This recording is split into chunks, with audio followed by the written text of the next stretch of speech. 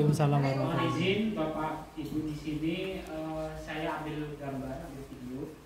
Jadi ini adalah bentuk aksi nyata saya untuk berbagi pemahaman.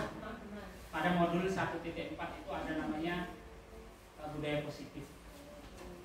Jadi sedikit saya share ilmu, semoga sesuai pemahaman saya ini bisa memberikan sedikit tambahan pengetahuan bagi Bapak Ibu yang ada di kelas ini.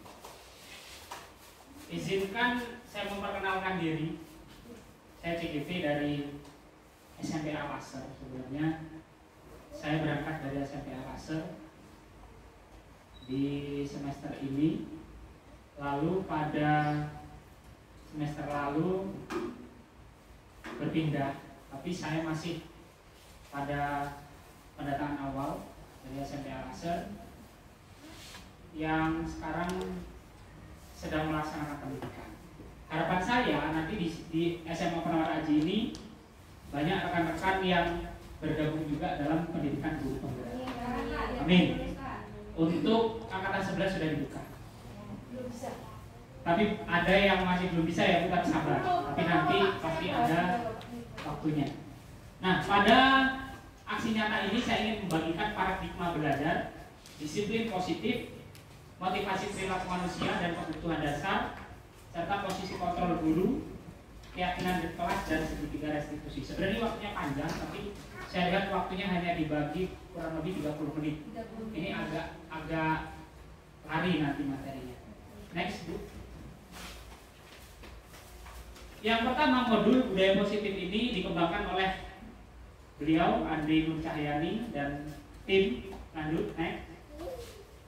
Nah, hadirkan Bapak Ibu berada di kelas ini. Pikiran jangan keluar kelas. Misalkan ada di sini, berpikir berada di sini, tampil di kelas ini, dan kita siap untuk mendapatkan informasi. Semoga informasi yang saya sampaikan ini bermanfaat. Next. Modul pertama yaitu budaya positif. Pertanyaan pemantik, setuju atau tidak? Nanti dijawab ya Bapak Ibu. Yang pertama, hukuman dapat mendisiplinkan anak. Setuju atau tidak? Setuju. Yang kedua, pemberian hukuman dengan hal positif seperti membaca atau membersihkan halaman sekolah dapat meningkatkan disiplin anak. Setuju? Setuju atau tidak? Yang tidak setuju angkat tangan.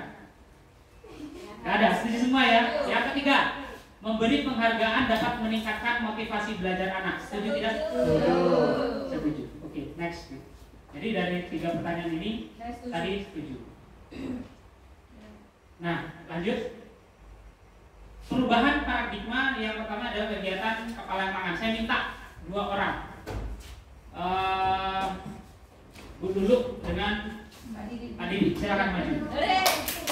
Silakan maju. Bu Lulu, saya minta genggam barang terserah apapun yang berharga menurut Bu Lulu. Maju ke depan. Oke. Anggaplah Pak Didi ini A dan Bu Lulu adalah B. Lalu usahakan Bu Lulu ini, bayangkan yang Bu Lulu pegang ini adalah barang berharga ya. Coba Pak Didi usahakan rayu Bu Lulu supaya Bu Lulu memberikan barang berharga yang digenggam oleh Bu Lulu. Silakan Pak Didi. Rayu. Bu Lulu. Ya, Pak. Itu berharga. Jangan. Ini kan berharga buat saya. Ini juga berharga buat saya. Aduh, ini apa sih? Oh, ada yang mau ngaruh kan? Nggak mau. Nggak mau ya? Coba dirayu lagi. Kamu tahu nggak bedanya? Kamu tahu. Ayo.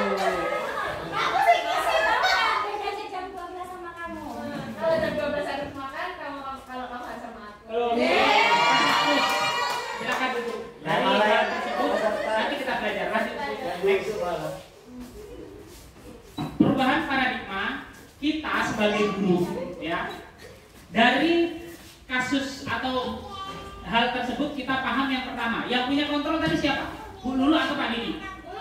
Bu Lulu. Dia berkeyakinan bahwa yang dia miliki adalah berharga. Walaupun Pak Didi punya keyakinan atau caranya merayu seperti apapun, Bu Lulu masih punya keyakinan dalam hatinya untuk mempertahankan diri. Kenapa demikian? Karena Bu Lulu punya kontrol. Demikian juga kita dengan siswa, Bapak Ibu. Walaupun seperti apapun, siswa mau kita rayu seperti apa, yang punya kontrol belajar siapa? Guru. Yang punya kontrol belajar ini belajar siswa. Guru itu hanya hadir untuk mempengaruhi anak belajar dengan kita dan hadir di kelas itu bersama kita. Maka jangan bisa salah dalam teori kontrol ini. Ya, ilusinya satu, ilusi guru mengontrol siswa itu salah. Guru itu tidak pernah mengontrol siswa. Pak Didi nggak pernah mengontrol guru. Yang ada siswa mengontrol dirinya mau atau tidak. Maka ada siswa yang ngeliatin kita pikirannya ke unit 2. Yang kedua, murid ilusi bahwa kritik dan membuat orang merasa bersalah dapat menguatkan karakter. Ketika kita mengatakan, aduh, nah, kok kamu nggak mau belajar? Kasihan dengan ibu dong. Kamu belajar harus, kamu kasihan dengan ibu, belajar. Itu anak merasa bersalah. Itu ternyata ilusi. Anak walaupun mau belajar tapi tidak benar belajar dari dalam, tidak 100% ingin belajar, bukan dari dalam hatinya. Yang ketiga, ilusi bahwa semua penguatan positif, efektif dan bermanfaat, atau ilusi bahwa orang dewasa memiliki hak untuk memaksa anak. Jadi kita orang dewasa itu punya ilusi dalam pikiran kita, saya orang tua, anak itu harus bisa saya kontrol. Ternyata itu hanya ilusi, bukan kenyataan. Yang kenyataan adalah anak punya kontrol terhadap dirinya sendiri untuk taat pada orang dewasa. Next.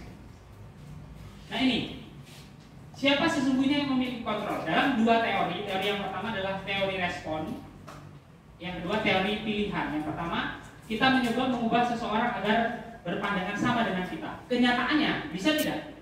Tidak. Kita hanya mempengaruhi orang lain untuk berpandangan dengan kita, khususnya orang-orang yang punya pikiran terbuka dan sama dengan diri kita. Tapi dalam teori kontrol, kita berusaha memahami pandangan orang lain tentang dunia. Jadi kita tuh cuma mempengaruhi orang lain supaya sepemikiran dengan kita. Kenyataannya, ya terserah orang lain mau ikut pemahaman kita atau tidak. Orang lain bisa mengontrol saya. Yang ketiga, orang lain tuh bisa mengontrol saya. Tapi kenyataannya Pak, hanya Anda yang bisa mengontrol diri Anda sendiri. Atau orang lain yang hatinya terbuka kepada kita, punya kasih sayang, terima kasih, itulah yang bisa mengontrol diri kita. Maka ibu-ibu biasanya dikontrol oleh bapak-bapaknya, ya kan? Kebalik kan? Iya kan? Atau kebalik? Ya tergantung kesepakatan. Kembali ke tadi. Iya, Pak. Kira-kira siapa yang punya kontrol tadi? Walaupun bapak ibu punya mengatakan ingin punya kontrol terhadap orang lain, ternyata itu hanya ilusi. Orang lain mungkin taat di depan kita, tapi belum tentu. Itu siswa juga demikian. Benar. Next week. Nah, disiplin positif. Dalam teori kontrol, disiplin positif itu harus dan bisa dirumuskan. Anda tidak bisa mengontrol orang lain, hanya Anda yang bisa mengontrol diri sendiri. Siswa demikian. Siswa itu nggak bisa kita kontrol, tapi mereka bisa mengontrol diri mereka sendiri. Yang kedua, semua perilaku memiliki tujuan. Anak di kelas tidur pasti ada tujuannya. Pasti. Untuk apa? Atau apa, Pak? Ya kan? Yang ketiga, model berpikir menang dan menang atau kolaborasi konsensus penciptaan pilihan baru ini maksudnya nanti ada 5 posisi kontrol. Maka ada teori motivasi, 5 posisi kontrol, 5 kebutuhan dasar manusia. Nanti ini yang saya bahas nanti di belakang kalau waktunya cukup. Lanjut. Apa makna disiplin itu menurut Bapak Ibu? Apa taat? Pokoknya disiplin itu anak tepat waktu datang ke sekolah, anak bisa hadir di sekolah jam 7.15 sesuai dengan aturan sekolah. Coba kita rumuskan disiplin berdasarkan pengertian seorang filsuf, Plato namanya. Bahwa disiplin ya asalnya adalah berkonotasi dengan dirimu murid atau kontrol diri. Namun dalam budaya kita, makna kata disiplin telah berubah menjadi suatu yang dilakukan sesuai dengan seorang pada orang lain untuk mendapatkan kepatuhan. Kita bilang disiplin itu patuh. Itu. Lanjut. Kita yakini disiplin itu patuh. Nah, maka kita harus sadar nilai-nilai universal yang kita ingin capai tadi di depan. Maka ada proyek P5. Tujuannya apa? Supaya siswa memiliki nilai mandiri, bernalar kritis, ya kan? Dan berkebinekaan global, gotong royong, dan kreativitas. Next. Nah, teori motivasi perilaku manusia. Jadi manusia itu punya dua motivasi seperti saya tanya tadi. Apakah anak ketika mencalonkan OSIS punya motivasi diri atau eksternal? Kira-kira dari motivasi dua itu yang paling bisa abadi tertanam dalam diri yang mana? Yang internal, berada dalam dirinya sendiri. Maka dalam teori ini, untuk menghindari ketidaknyamanan atau hukuman, ya, apa yang akan terjadi apabila saya tidak melakukannya? Ini eksternal. Jadi kalau kita hukum anak-anak taat karena takut dengan hukumannya. Bahkan ada anak yang ketika kita hukum seumur hidup dia ingat saya pernah dihukum bapak A, ibu B. Tapi dalam teori internal, untuk menghargai diri sendiri, saya akan menjadi orang yang seperti apa bila saya melakukannya. Jadi kita menyadarkan anak supaya anak itu sadar melakukan atas dasar diri sendiri, bukan atas dasar dari paksaan orang lain. Next. Ini menurut Bapak pendiri pendidikan Indonesia. Yang dimaksud disiplin menurut Ki Hajar Dewantara adalah merdeka. Itu artinya tidak hanya terlepas dari perintah, akan tetapi juga cakap untuk memerintah diri sendiri. Jadi orang itu harus cakap untuk memerintah diri sendiri. Untuk berbuat apa? Keyakinan tadi, baik dan buruk sesuai dengan keyakinan seorang diri kita sendiri atau masyarakat secara umum. Next. Nah ini hukuman dan penghargaan. Nah tadi hukuman dan penghargaan tadi internal atau eksternal? Eksternal. Takut karena taat karena dihukum, taat karena dapat hadiah. Itu dalam teori ini bahwa penghargaan berlaku sama dengan hukuman. Penghargaan itu sama Pak dengan hukuman. Jadi nak kamu bisa ini juara ini, saya kasih hadiah. Eksternal atau motivasi dari luar. Kita hukum pun ya dari luar juga. Maka tugas kita adalah menumbuhkan motivasi internalnya. Penghargaan itu menghukum, penghargaan mengurangi ketepatan, penghargaan tidak efektif, bahkan penghargaan itu merusak hubungan. Contoh, ketika kita dalam kelas, ada satu anak pintar, kita sanjung terus. Yang lain bagaimana? Iri. Maka dia penghargaan itu bisa merusak hubungan. Bahkan antara anak dengan anak yang kita unggah satu anak, terus yang lain iri musuhin dia nanti. Next Bu. Hukuman oleh penghargaan. Penghargaan dapat menurunkan kualitas. Jadi orang yang kita tiap hari dipuji-puji, siapa yang suka dipuji-puji? Ganteng, cantik. Tidak suka ya. Maka pujian itu ada teror, orang bilang begitu. Lanjut, penghargaan mematikan kreativitas. Orang kalau dihargai tinggi-tinggi dia udahlah pada puncak, udah nggak usah berkarya lagi. Penghargaan mengurangi motivasi intrinsik. Tidak ada nilai dari diri untuk melakukan sesuatu tanpa dorongan diri sendiri. Pengen dapat itu, pengen dapat hadiah karena sesuatu. Next. Bentuk program kebajikan apresiatif dalam memberikan apresiasi atau pengakuan perlu diingat beberapa hal. Satu, beri dukungan secara khusus pada anaknya. Jangan di depan umum, khusus saja. Yang kedua, beri pengakuan secara pribadi. Oh, pintar kamu nak, tapi sendiri, jangan di depan umum. Yang ketiga, beri pengakuan kepada semua murid atau bergantian. Kita mempengaruhi semua orang. Bukan kita mengangkat diri anak, tapi kita pengaruhi orang lain, anak-anak yang lain supaya oh iya ya, anak ini punya kelebihan. Tapi kita yang pengaruhi orang yang banyak dulu, bukan yang sendiri itu kita angkat dia sendiri. Yang terakhir, beri pengakuan secara konsisten dan fokus pada prosesnya, bukan hasilnya. Next. Contoh pengakuan. Ini next. Tugas, perbedaan, hukuman dan konsekuensi atau tindakan guru. Kita coba jawab. Mencatat 100 kali dalam buku kalimat saya tidak akan terlambat lagi karena gimana sih? Mencatat dalam buku kata saya tidak akan terlambat lagi karena anak terlambat. Ini hukuman atau konsekuensi? Hukuman. Oke, kita ingat ya. Yang kedua, lari mengelilingi lapangan basket 2 kali karena terlambat hadir sekolah. Hukuman. Murid diminta untuk push up 15 kali karena tidak menggunakan masker ke sekolah. Hukuman. Mengganti kertas tugas teman yang telah dicoret-coret. Membersihkan tumpahan air di meja tulis karena tersenggol. Murid disuruh untuk mengenakan sepatu untuk mengenakan sepatu seharian di sekolah karena tidak mengenakan sepatu hitam. Jadi ini untuk tidak mengenakan sepatu, jadi nyeker. Nyeker karena dia nggak pakai sepatu hitam. Hukuman. Lari mengelilingi lapangan basket 2 kali karena terlambat 10 menit untuk pelajaran PJOK. Oke, hukuman. Kita lihat hasilnya. Next. Hukuman konsekuensi karena dia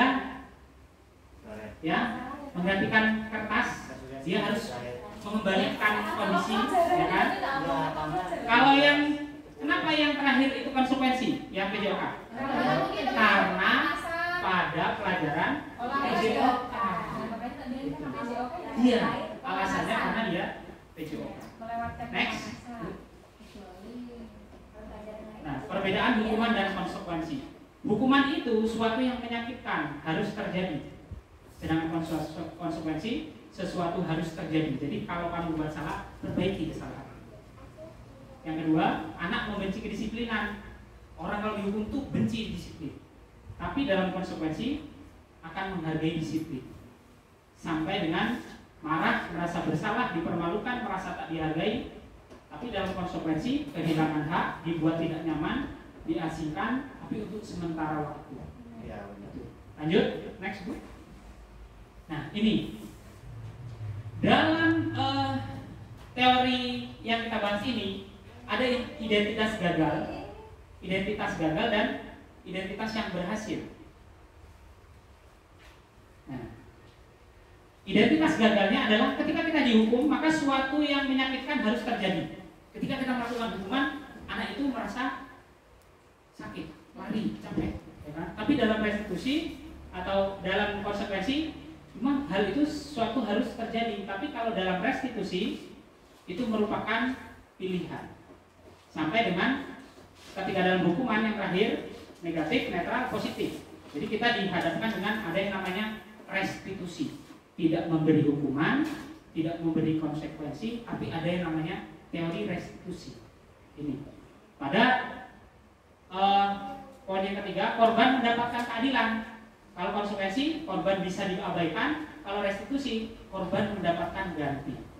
Murid atau anak akan tersakiti dalam hukuman. Konsekuensi murid atau anak dibuat tidak nyaman. Kalau restitusi, murid dan anak mendapat penguatan. Itu. Jadi dari restitusi ini adalah nilai positifnya. Hukuman kita ganti dengan restitusi. Next Bu. Apa itu restitusi? Nah ini.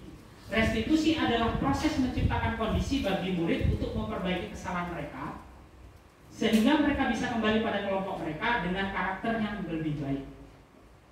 Restitusi juga merupakan proses kolaborasi yang mengajarkan murid untuk mencari solusi untuk masalah mereka sendiri dan membantu murid berpikir tentang orang seperti apa yang ingin menjadi tujuan mulia dan bagaimana mereka harus memperlakukan orang lain. Jadi mereka harus sadar dalam diri mereka sendiri. Restitusi. Next. Ciri-ciri restitusi bukan untuk menebus kesalahan, ya. Kalau konsekuensi tadi masih menebus kesalahan, namun untuk memberi atau belajar dari kesalahan. Yang kedua, memperbaiki hubungan, tawaran bukan paksaan. Restitusi menuntut untuk melihat ke dalam diri, tanya dirimu. Lanjut sampai dengan restitusi fokus pada solusi. Restitusi mengembalikan murid yang berbuat salah pada kelompoknya. Tidak kita judge, kalau kamu salah, kamu melanggar hukuman, kamu melanggar aturan, jadi dia nanti akan dikucilkan oleh temannya. Next, Bu. Nah, yang kedua, keyakinan kelas.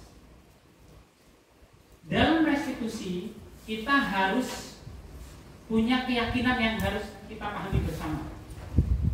Itu. Keyakinan itu apa? Ketika seorang berbuat kesalahan atau mengganggu temannya, maka dalam teori restitusi ini dia harus meyakini bahwa yang dia lakukan itu salah. Maka dia harus kita sadarkan yang kamu lakukan itu salah. Maka kamu harus memperbaiki diri yang salah itu bagaimana solusinya. Kita kembalikan kepada anak.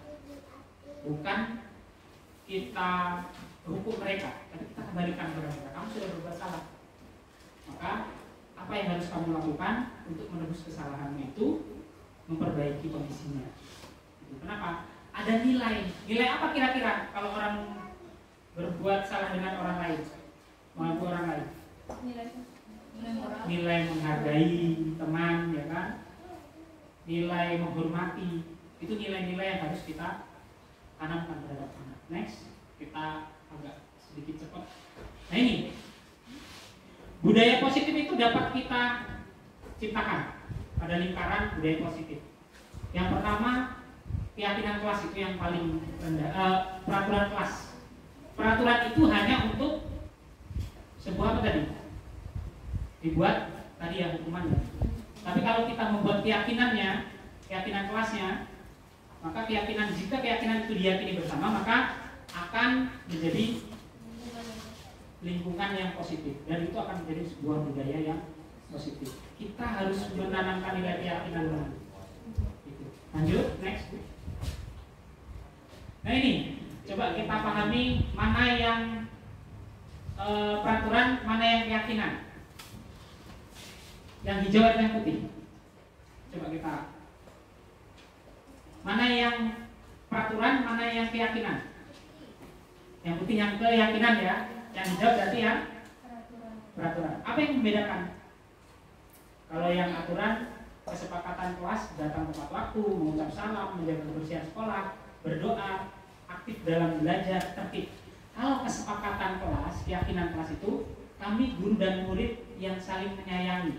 Maka orang yang saling menyayangi itu apa yang dilakukan? Tidak mengganggu teman. Kalau ada yang mengganggu teman, tanya aja. Keyakinan mana nak yang sudah kamu langgar?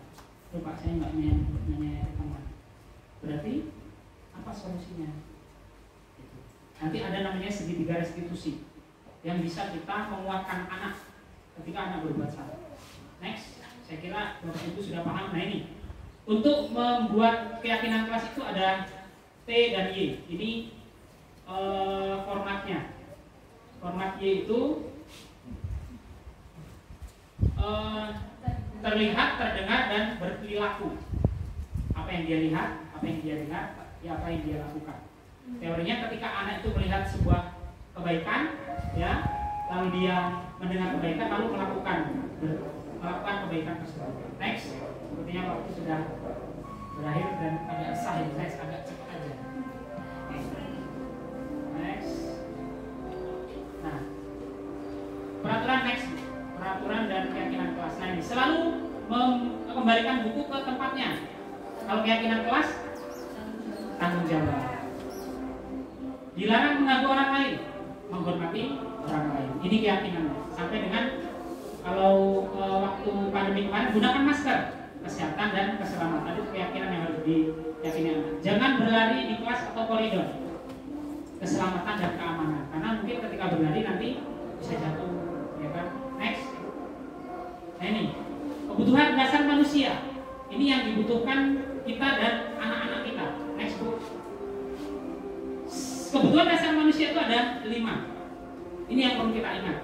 Bahwa kita hidup di dunia ini berdasarkan teori ini ada 5 kebutuhan dasar. Yang pertama survival, bertahan hidup. Bapak Ibu kerja nyari duit itu apa? Bertahan hidup. Yang kedua penguasaan. Setelah dapat duit belanja, beli apa itu apa? Supaya dikuasai. Beli tanah, rumah, punya freedom, kebebasan. Kita butuh kebebasan itu. Anak juga butuh kebebasan itu. Anak juga butuh penguasaan. Anak juga butuh kesenangan. Maka ketika kita belajar kok kita kayaknya metodenya nggak menyenangkan, anak apa? Bosan. Karena mereka juga butuh itu. Lalu yang ketiga, kasih sayang dan rasa diterima. Next, ini kebutuhan dasar. 5 posisi kontrol guru, ini ada 5. Next Bu, saya sudah share di grup, itu bisa nanti Bapak Ibu dengarkan di rumah. 5 posisi kontrol itu ada motivasi. 5 posisi kontrol, ada identitas gagal dan identitas berhasil serta identitas sukses. Yang pertama penghukum, guru itu sebagai penghukum. Nanti di YouTube itu ada. Guru sebagai penghukum, contohnya apa? Anak terlambat, hukum. Ayo sana, lari. Sana, bersih-bersih. Nah, kita selama ini ternyata masih jadi penghukum. Yang kedua, membuat orang bersalah. Kasih anak sama ibu, kamu nggak mau belajar. Ibu nanti loh dimarah sama Pak Kepala Sekolah. Kalau kamu nggak mau belajar malah di depan lari-lari atau ribut di kelas, kasihan kelas sebelah gitu. Teman, ada di sini yang jadi teman. Guru itu jadi teman, kayaknya friend. Mereka paham, mereka mau belajar karena merasa kita teman mereka. Yang ketiga, pemantau. Dan yang keempat, manajer. Nah, yang tertinggi ini ada manajer. Dia mengajukan pertanyaan sampai dengan mengevaluasi diri sebagaimana perbaiki diri. Nanti silakan lihat di grup kita. Next. Selanjutnya pernyataan dan siapa yang mengatakan. Saya kecewa sekali dengan kamu, maka diganti. Perbuatan orang atau membuat orang merasa bersalah. Ini contohnya. Kalau kita sering mengatakan ini, maka kita tergolong mana posisi kita? Saya kecewa sama kamu, nak. Berarti kita guru yang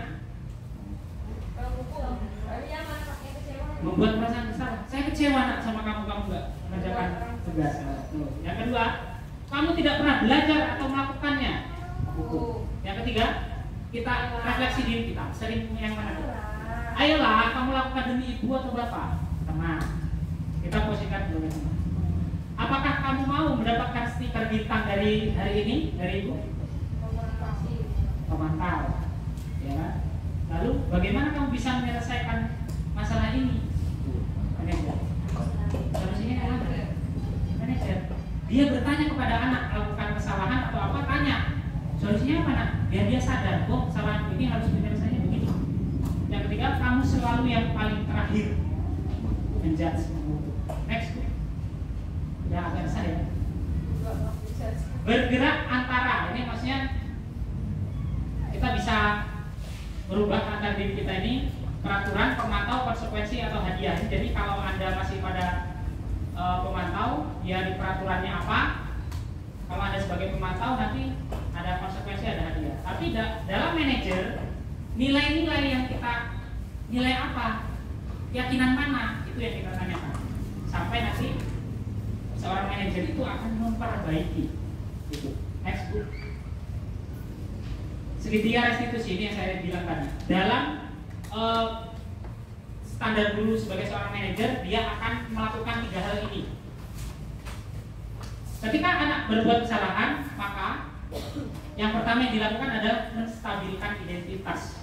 Anak yang salah itu pasti goncang dulu. Jadi ketika kita panggil, sini nak, duduk. Kaget dia, aduh, kenapa ini? Dewi panggil saya. Kita kalau anak langsung kita, kamu ini, langsung jatuh dia, ya kan? Maka dalam segitiga restitusi yang kita tanya adalah, nah setiap orang pasti pernah berbuat kesalahan. Dia naik dulu kan, ini ya, mentalnya, aduh, Bu Dewi nggak jadi marah. Atau kamu bukan satu-satunya nak. Setelah itu validasi kebutuhannya apa. Setelah tanya, tentu kamu punya alasan kenapa kok kamu terlambat. Misalnya anak terlambat, ya kan? Ya ini emang kesuwen. Kalau kita mau jadi penghukum paling gampang. Sini kamu telah aturannya ini kan. Selesai. Tapi dalam paradigma berpikir itu ternyata kurang. Maka kita tanya dulu, kamu tentu punya alasan kenapa kamu telat. Setelah itu Tanya, nilai apa yang sudah kamu langgar? Kok kamu terlambat? Berarti nilai apa kalau terlambat itu? Menghargai waktu. Setelah itu, yang terakhir tadi, seorang manajer akan memperbaiki keadaan. Setelah kamu terlambat, nak, terus bagaimana? Apa yang harus kamu lakukan supaya besok tidak terlambat lagi? Oh, motor saya rusak, Pak. Terus solusinya gimana? Ya seharusnya motor itu jangan beli baru. Untuk hari ini saya mohon maaf Bu, pasti gitu. Tapi besok saya usahakan gimana caranya saya akan bersama teman berangkat sekolah. Jadi ketika motor saya rusak, saya akan bisa nebeng teman. Motor saya bisa taruh di bengkel. Itu solusi. Jadi tanyakan kepada mereka. Next. Guru untuk membuat anak merasa gagal karena membuat salah, jadi menjadi positif terhadap dirinya. Jadi ketika dia merasa diri mereka orang yang salah itu pasti rendah hati, dia takut dikucilkan, tapi dia berusaha dikuatkan dari anak itu. Guru berkata, berbuat salah itu hal yang manusiawi, tidak ada manusia yang sempurna. Bapak Ibu juga berbuat salah. Kita pasti bisa menyelesaikan masalah ini. Bapak Ibu tidak tertarik untuk mencari tahu siapa yang benar, siapa yang salah. Bapak Ibu lebih tertarik untuk menyelesaikan masalah. Maka restitusi namanya. Kalau kamu menyalahkan dirimu sendiri terus menerus, apakah kamu bersikap baik pada dirimu sendiri? Dunia pendidikan kehilangan itu. Dunia pendidikan hampir sama dengan kepolisian. Kalau cuma hukum, ya kan? Ada penegak hukum, Pak. Kita bukan penegak hukum, Pak Rosa. Dewi, Bu, Penny. Kita bukan penegak hukum, kita guru. Tugas guru apa? Mendidik. Jadi kalau melihat kesalahan, bukan kesalahan itu akan kita hukum sesuai aturan kita, tapi kita restitusi. Gitu. Next. Membantu murid mengenali basic net kebutuhan dasar yang ingin dipenuhinya ketika melakukan kesalahan itu. Pada dasarnya setiap tindakan manusia tujuannya adalah memenuhi basic needs, kebutuhan dasar tadi. Apakah itu? Power, freedom, love, and bridging, fun, and survival. Guru berkata, kamu bisa saja akan melakukan hal yang lebih buruk, tapi kamu tidak melakukannya. Kamu pasti punya alasan mengapa kamu melakukan itu. Apa yang penting bagi kamu? Sampai dengan apakah kamu bisa melakukan hal yang lebih baik besok lagi. Sekarang kamu telat, tapi besok kamu bisa nggak lebih baik lagi dari sekarang? Oke. Memang tantangan kita di situ. Bisa Pak telat lagi, bisa Pak telat lagi. Tapi kembali lagi. Faktor luar. Faktor eksternal. Next, kita yang bukan internalnya. Next, untuk melihat kesalahan dihubungkan dengan norma sosial dan nilai-nilai yang mendasari manusia berinteraksi dengan orang lain. Next. Intervensi 30 detik. Apakah kamu ingin berbuat lebih baik? Ya. Apakah sampai dengan apa yang kamu inginkan atau peraturan apa? Saya kira cukup ya, Bapak Ibu. Sedikit saya share. Atau kita mau jawab? Yang Ada sesi pertanyaan nggak? Sesi pertanyaan ya. Sesi berdiskusi bertukar pikiran boleh. Tapi mungkin nanti kalau saya tidak bisa menjawab sesuai dengan keterbatasan pengetahuan saya, mungkin nanti Pak Rosa bisa ikut CGP untuk lebih memahami. Berdiri lagi. Saya bacakan dulu. Intervensi ini bisa membantu murid kembali ke tujuan semula dengan cukup singkat dan dengan cara non-konfrontatif. Bertanya, pertanyaan yang diajukan biasanya dikemukakan oleh seorang pemantau atau manajer. 1. Ketika anak berbuat salah, kita bertanya, apakah kamu ingin berbuat lebih baik? Nah, setelah kamu pernah itu orang itu ingin jadi baik. Siapa yang ingin jadi penjahat? Nggak ada kan? Siapa yang ingin jadi pelanggar aturan? Nggak ada kan? Mungkin ada salah satu kebutuhan 5 tadi yang dasar tadi tidak terpenuhi, maka dia melakukan itu. Yang kedua, apakah saat ini kamu sedang menjadi orang yang sedang kamu inginkan? Sudah kamu menjadi orang yang kamu inginkan? Apakah kamu bisa mengubah kegiatan perilaku kamu saat ini menjadi sikap yang lebih baik sampai dengan apa yang kamu inginkan atau peraturan apa yang kira-kira membuat kamu bisa. Oke, silakan kita bertukar pikiran, silakan Pak. Boleh ya, Bu ya. Jadi terima kasih Pak Eka yang sangat membantu dan menyenangkan, dan usul Bu kurikulum apapun kalau bisa bukan hanya CGP tapi semua yang bisa dibuat seperti ini karena menambah wawasan. Sangat yang tadinya ya penghukum kalau bisa menjadi manajer yang bisa memberikan solusi yang positif. Itu yang kita harapkan, karena ya kalau melihat tadi seperti dipaparkan tadi, karena ini dari materi CGP ya. Nah itu ada tadi survival ya. Nah itu bertahan gitu. Nah, kalau kita amati pemerintah itu memberikan seperti kemarin ya, memberikan peraturan tetapi tidak memberikan survivalnya.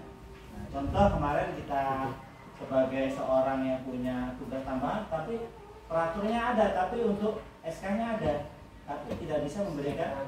Nah, seperti itu. Berarti seperti siswa juga, berarti kita ini banyak pemikiran yang positif tetapi dikurangi dengan survivalnya. Bebannya banyak, bahkan guru-guru ada yang belajarnya, mengajarnya oke, tapi hidupnya kurang, banyak itu. Ya dalam artian gajinya tidak sesuai. Nah ini kan banyak sekali Pak Eka ya. Dan kelemahannya juga itu pertama, yang kedua adalah dari guru itu sendiri, pribadi saya dan yang lainnya, karena kita selama ini belajarnya salah, sudah salah akhirnya terbawa oleh kesalahan itu dan sampai jadi guru. Siswa dulu gitu, dipukul, dipecuti dan sebagainya, tapi akhirnya kita kebiasaan dihukum akhirnya terbawalah sebagai seorang pendidik. Tapi karena ada ini kemungkinan ada perubahan untuk kita Pak Eka ya. Jadi sangat sekali mendukung, makanya ini ada pembukaan CGP angka 11 ya, seluruh semuanya ikut supaya jadi guru kita nanti terbiasa dengan mendisiplinkan, bukan dengan hukuman ya. Dengan apa Pak Rian? Restitusi. Nah, ini ya, ini yang sangat membantu untuk memotivasi pribadi dan yang lainnya. Yang kedua Pak Rian, tadi kan ada dikatakan jangan menampilkan sesuatu dengan sesuatu yang contohnya tadi ya, seperti ini misalnya kita meng-share nilai. Nah itu bentuknya bagaimana, karena kita kebiasaan, padahal itu benar atau salah, karena kan banyak tuh misalnya bahkan kita tayangkan ini nilai Anda ini ya, itu benar apa salah Pak? Itu pertanyaan. Saya nilai hasil anak belajar. Ya, karena kan tidak boleh, harusnya proses itu kan hasil akhir tadi bahasa Pak dia sampaikan. Nah itu apakah boleh atau tidak? Karena kita biasa lah ya, bahkan tidak beli mading dan sebagainya. Itu bukan proses kan, tapi hasil akhir. Itu boleh nggak Pak? Karena kita sendiri sering melakukan. Boleh dari siapa? Oke, silakan. Saya mau nanggepinnya bagian nilai nih Pak. Ya. Kalau menurut saya saja men-share nilai, karena gini, penilaian itu tergantung kontrak belajar antara guru sama siswa. Kalau menurut saya ya Pak, saya sendiri nilai yang akhir bisa di mid semester itu hanya berpengaruh sekitar 20% dari seluruh penilaian yang akan dilaksanakan. Jadi 80% itu dari kegiatan sehari-hari proses, 20% nggak apa-apa mereka tahu bahwa itu mereka juga untuk tahu. Kalau saya sih menurut saya gitu ya Pak. Jadi tidak masalah untuk meng-share nilai karena mereka juga butuh tahu, oh nilai saya berarti kalau misalnya ini anak yang merasa, wah saya udah 80% harian bagus, ditambah ini 20%, berarti nilai saya aman. Mampu, ini kan kontesnya boleh dari atau Pak tidak? Rian maksudnya. Ke Pak Rian, kalau ke kita pasti boleh, aku juga boleh, wajib. Ke Pak Rian aja yang ini yang. Terima kasih Pak. Bisa ada pertanyaan? Oke, silakan. Kalau masalah share nilai kan kita semua pasti mengalaminya dong. Ya, Bahkan saya pun juga kemarin lah setelah kita PTS pun juga ada istilah ada beberapa anak yang minta share nilai. Ada praktek di lapangannya. Kalau mungkin yang berjalan ini saya kembalikan lagi kepada kita ajak anak untuk berdiskusi bahwa nilai hasil belajar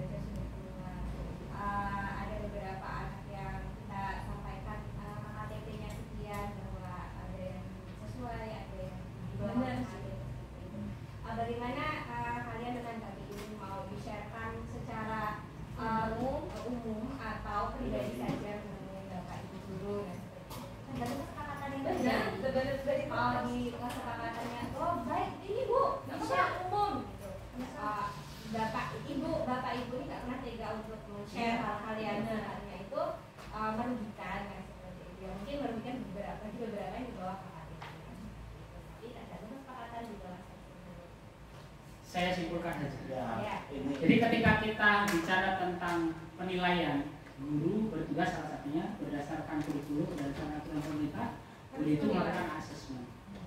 Maka asesmen yang dilakukan guru kembali lagi, apakah kita akan menggunakan pendekatan yang keterbukaan terhadap asesmen itu, atau cukup dikasih diri yang tahu. Jadi kalau tadi ketika kita menge-share murid, kalau kita hubungkan dengan sini, apakah kita menge-share nilai itu untuk tujuan hubungan kan atau tidak? Maka tadi sampaikan oleh Bu Feni, tergantung kontaknya Pak. Ketika kita bicara tentang hasil belajar anak, tentu ketika kita menge-share itu kan bukan sebuah hukuman, tergantung atas kesepakatan. Jadi kalau anak bertanya apa hasilnya apa, kami berhak tahu. Ya hak mereka untuk tahu kan. Kesepakatan tadi. Nah, kesepakatan dalam proses restitusi maka dibutuhkan kesepakatan nilai tadi. Kalau kita share nilai kepada anak, kalau kita mau memegang nilai berarti nilai keterbukaan yang akan kita pakai kan gitu ya Pak Ustaz. Ya karena ada nilai anak itu yang tidak mau di-share. Tapi itu dalam kontak dalam konteks satu kelas. Okay. Jadi ada yang nggak nerima tapi banyak ini mainnya votingnya pasti yang banyak. Okay. Nah ini kan bisa merugikan anak yang nilainya di bawah. Iya, betul. Jadi kembali lagi tadi, kembali ke kesepakatannya. Walaupun ada tapi kan ada 1-2 anak yang nggak mau. Okay. Apakah itu bisa membuat anak itu menjadi kendor ya? Iya. Membuat anak bisa jadi. Jadi kalau saya pribadi ketika di dalam kelas ya, saya pribadi kemarin beberapa hari lalu kan saya share nilai juga, karena tujuan saya satu, anak harus tahu pencapaian mereka. Dalam belajar itu kan proses yang penting Pak, bukan hasil yang mereka selesaikan ketika PTS itu prosesmu. Nah, mana ketika kamu jawab itu nilainya begini, ayo perbaiki ini loh. Tapi Pak sistemnya udah ini Pak, soalnya kita PTS ini kan online dan Google Form itu bisa buka ke ini, makanya bisa jadi itu hasilnya enggak proses. Ya. Maka tadi disampaikan Miss Novi bahwa itu sekian persen saja. Maka tadi Pak Sudah ada kesepakatan awal. iya, yang pertama gini, kita bisa menyikapinya ketika kita share nilai itu. Karena kita udah buat kesepakatan, jadi Iya. mereka juga mungkin nggak masalah. Kita juga bisa bertanya ketika kita share nilai, nah ini nilainya. Terus nilai yang demikian ini, kalau kita kembalikan ke restitusi, kita tanya bagaimana? Kuatkan kan? Kuatkan segitiga restitusi tadi Pak. Kuatkan mereka yang mendapat nilai sedikit Pak, nilai kecil, enggak cuma kamu kok. Satu kelas ini nilai kecil saja. Motivasi Pak. Kalau nilai kecil itu, yuk apa sih yang bisa kamu lakukan untuk mendongkrak nilai ini? Oh Pak, harus rajin membaca, harus rajin belajar. Kuatkan, maka ada segitiga restitusi tadi Pak. Itu. Tujuannya apa? Nilai yang kita share, tujuannya kita kembalikan kepada mereka. Kelemahanmu ini, maka kuatkan dulu. Kalau kelemahan ini, terus kira-kira yang harus kamu lakukan apa? Oh belajar. Maka segitiga restitusi itu kalau kita praktekkan, maka itu adalah solusi.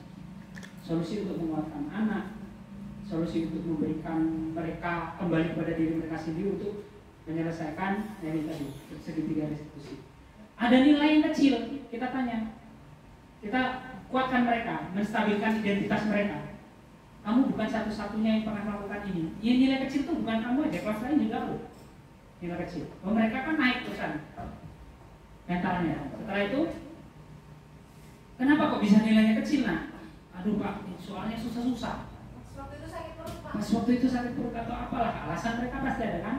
Maka setelah itu, terus kira-kira kenapa nilai ini? Kira-kira kamu kenapa kok bisa nilai kecil? Nilai apa? Tanya ke mereka. Nilai apa yang kira-kira selama ini belum kamu lakukan? Bersungguh-sungguh Pak dalam belajar. Nah, kamu tahu nilai itu. Sistem kebut semalam Pak. Nah itu. Itu. Ya kan? Maka yang sekarang tanya, yang perlu diperbaiki berarti apa nak? Oh saya harus belajar Pak, nggak SKS Pak. Baik. Dia tahu Pak, dia tahu solusinya untuk menyelesaikan diri sendiri. Tapi nggak mau. Nah itulah kita coba terus mengulang-ulang, memotivasi mereka untuk kembali kepada kesadaran intrinsipnya, untuk benar-benar sadar terhadap diri mereka sendiri, meyakini nilai yang sudah mereka yakini dan melakukan nilai itu. Itu tujuannya. Saya kira cukup ya, karena juga sudah ujung kata juga. Terima kasih Bapak Ibu atas perhatiannya. Semoga sedikit pengetahuan yang saya share ini bisa memberikan sedikit motivasi bagi Bapak Ibu di SMA Penawar Haji ini dan bisa menjadikan dampak baik untuk pendidikan kita ke depan. Amin. Terima kasih. Dan baik juga untuk finansial. Oke, terima kasih. Itu nanti bonus Pak bagi saya, bonus. Bagi kita semua bonus. Kita adalah orang-orang pejuang dalam ilmu pengetahuan dan pejuang dalam peningkatan mutu pendidikan serta peningkatan kehidupan Indonesia. Maka dari itu garda terdepan ini harus kita kuatkan. Mohon maaf jika ada tutur kata yang kurang tepat. Kepada Allah saya mohon ampun. Saya iri. Wassalamualaikum warahmatullahi wabarakatuh.